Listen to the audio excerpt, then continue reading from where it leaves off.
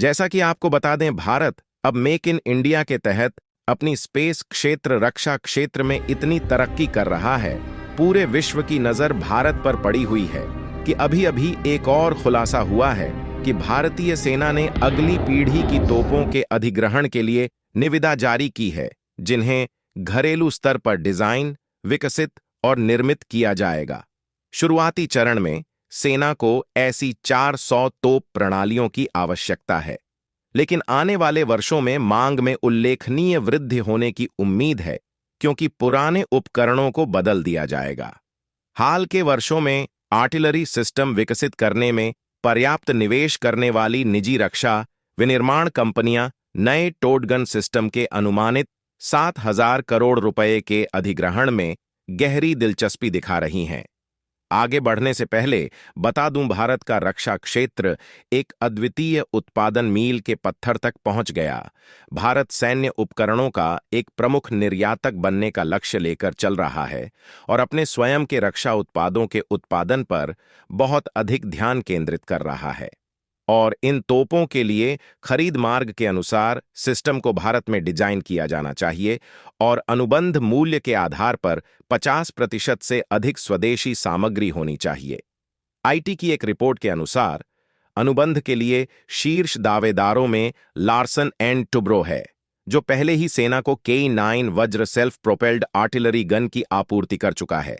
साथ ही भारत फोर्ज और Tata advanced systems limited, जिन्होंने रक्षा अनुसंधान और विकास संगठन के सहयोग से advanced towed artillery gun system ATAGS विकसित किया है और वर्तमान में सेना के ऑर्डर के लिए होड़ में है।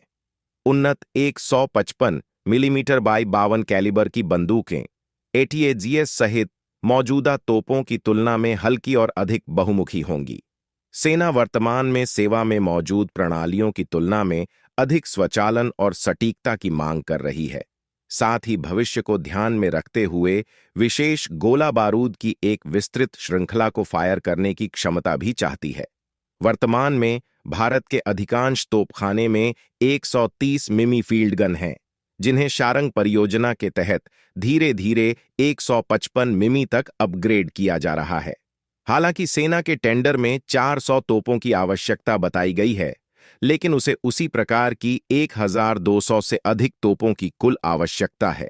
सूत्रों से पता चला है कि बजटीय कारणों से यह अधिग्रहण अलग अलग बैचों में किया जा रहा है, क्योंकि सेना वर्तमान में अपनी तोपखाने की मारक क्षमता को उन्नत करने पर काम कर रही है तथा कई अधिग्रहणों पर विचार चल रहा है, जिनमें 155 मिमी 52 कैलिबर ATAGS के लिए अनुबंध की प्रक्रिया भी शामिल है। जैसा कि आप लोगों को पता है, DRDO और L&T कंपनी मिलकर के लाइट टैंक जोरावर बनाकर के पूरे विश्व में परचम लहराया था और अभी पहाड़ों पर दुश्मन थर थर कांप रहे हैं। इसी तरह अभी नई तोप बनाकर के भारत दुश्मनों को एक और झटका देने जा रहा है। भारत की तरक्की और विश्व में नाम देखकर पड़ोसी देश जैसे चीन, नेपाल, भूटान, बांग्लादेश, पाकिस्तान भारत से हाथ मिलाने के लिए तत्पर हो रहे हैं। आपको क्या लगता है, भारत जिस तरह तरक्की कर रहा है, विश्व गुरु बनने का लक्ष्य पूरा कर पाएगा? इसके लिए कमेंट करें और ऐसे ही नॉलेजेबल वीडियो देखने के लिए हमारे चैनल को लाइक करें, सब्सक्राइब करें और बेल आइकॉन दबाएं। जय श्री राम।